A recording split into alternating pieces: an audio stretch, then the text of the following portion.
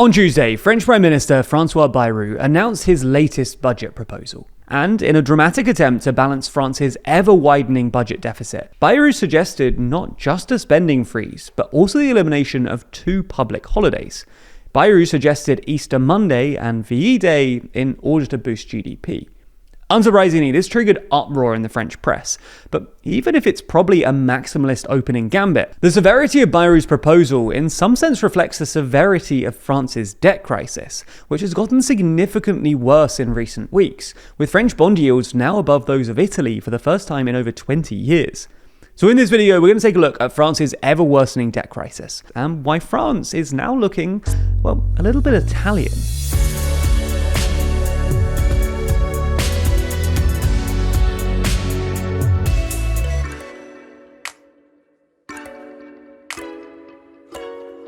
Never miss an episode and always feel in the loop by subscribing and ringing the bell. So let's start with a bit of context. For understandable reasons, France has run pretty massive deficits since the pandemic, coming in at 8.9% of GDP in 2020 and then 6.6% of GDP in 2021. But it looked like France was on the way to normalizing its finances in 2022 when the deficit shrank to 4.7% of GDP. However, in 2023, the deficit unexpectedly expanded to 5.4% of GDP, one of the highest in the EU and well above the EU's 3% target. The main reason for this sudden increase in the deficit was weak GDP growth, which fell from about 2.5% in 2022 to just 0.8% in 2023. Lower than expected growth meant lower than expected tax revenues. And this was the main reason that the deficit, which is just the gap between spending and revenue, came in above expectations. Anyway, at this point, the French government decided that it needed to do something about it. A deficit of 5.4% clearly isn't sustainable in the long term, especially given that France's overall debt burden is already above 110% of GDP, one of the highest in the world.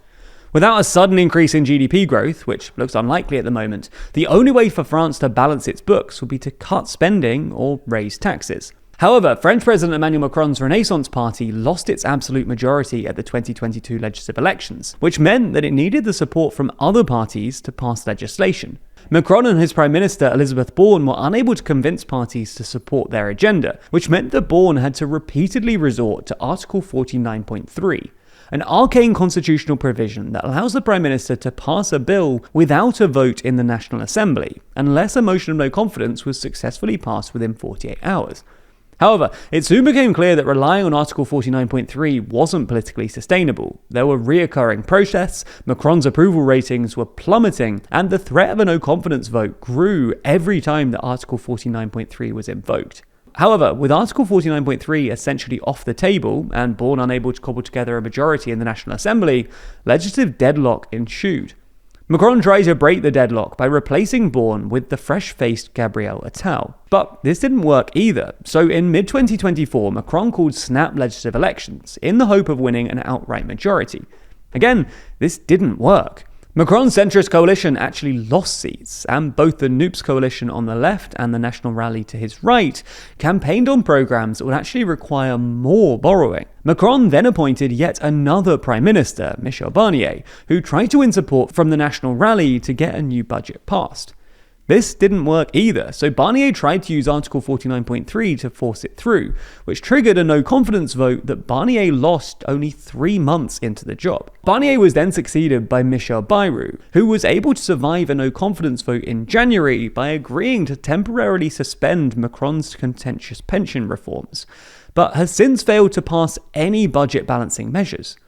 All the while, France's debt problem has been getting steadily worse, with the deficit widening even further to 5.8% of GDP in 2024. You get the idea. France has an unsustainable debt problem, but there's apparently no legislative majority for any sort of austerity. In a sense, this reflects a deeper divide between the bond markets, which are signaling that they won't tolerate more French debt, and the French electorate, who won't tolerate the necessary spending cuts or tax rises. However, in recent weeks, the French debt crisis has suddenly got worse for at least 3 reasons. First, Bayrou's latest budget, which focuses more on spending cuts and less on tax rises than Barnier's did, is already falling apart. The idea of scrapping public holidays has triggered a furious reaction in the French press, and basically every opposition party has already come out against it. While Bayrou was probably hoping that by staking out a maximalist position now, he'd then be able to tempt the opposition parties into backing a budget with concessions later on, it feels like he's overplayed his hand, and the press is already talking about new elections. Second, along with the rest of NATO, France is committed to a dramatic increase in military spending. While NATO's new 5% target doesn't kick in until 2035, France currently only spends about 2% of its GDP on defense, which means that it's got a long way to go before it hits 5%. And Macron has already committed to a 6.5 billion euro increase in defense spending by 2027. Third, French borrowing costs have increased pretty dramatically in recent weeks. This is best illustrated by looking at French bond yields, i.e. the annual interest rate that France has to offer on its debt in order to find buyers. While bond yields across the world have been ticking up recently, French yields have been ticking up faster than most, and yields on some of France's bonds are astonishingly now higher than those of Italy, which has long been considered Europe's fiscal basket case. The yield on French bonds that mature in 5 years, for instance, currently sits at 2.76%, a smidge above Italy's 2.74%. It's hard to overstate quite how bad this is for Macron. This is the first time this has happened in over 20 years.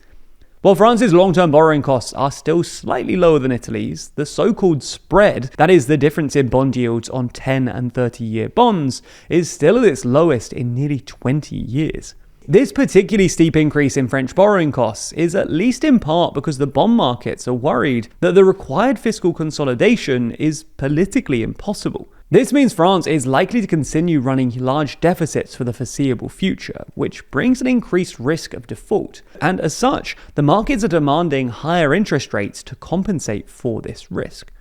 In more bad news for Macron, higher bond yields don't just make it more expensive to issue more debt, they also make it more expensive to service France's enormous pre-existing debt pile.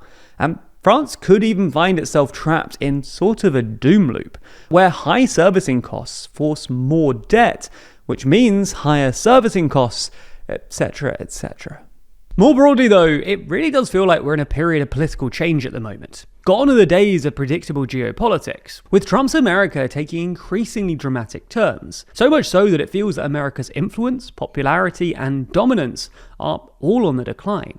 So in the next issue of our magazine, Too Long, we're discussing this shift, and the potential that we're currently observing the end of the American order. In that section of the magazine, we discuss our thoughts on everything from the collapse of democratic norms to if America is losing allies, and if the country can maintain its dominance in energy and tech, before discussing who could potentially take over in a post-American world. So if you want to find out what we really think about America, now's your chance. It's not just the US either though. This issue is our longest ever at 78 pages. So we also get into stories like why El Salvador and Kosovo are becoming the world's penal colonies, if the UK is lacking vision at the moment, if Europe can really defend itself, and why leaders like Putin and Netanyahu seem to be getting away with it. Plus, we also have a full interview with Professor James Kerr-Lindsay, who you might also know from YouTube, all about the collapse of the global order.